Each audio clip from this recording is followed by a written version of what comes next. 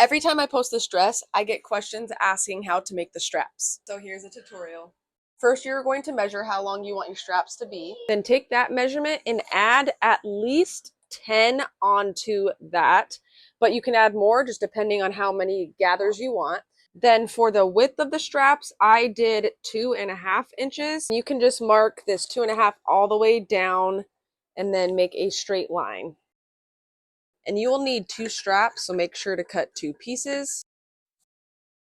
And to finish these edges, you can either do a rolled hem or you can use your serger and just do a serged edge or a rolled hem on your serger. I decided to use my serger and I just shortened my stitch length. You won't need to finish this edge as it will be hidden in your garment. Mark the center of your strap with a disappearing ink marker or tailor's chalk. Now do a gathering stitch down the center. Next, you will gather up your strap and you will gather it until it's the size you want your strap to be. So I need to gather it until it is 17 inches long.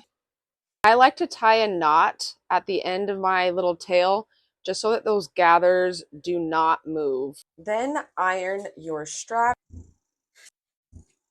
Then get 1/2 inch of single fold bias tape, or you can use ribbon. Now cut a piece of bias tape the length of your strap.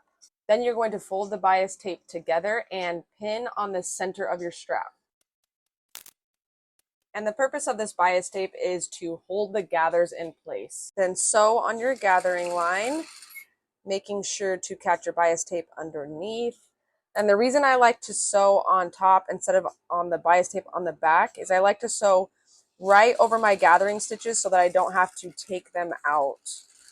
And that is it. It's a really simple way to add a really beautiful strap.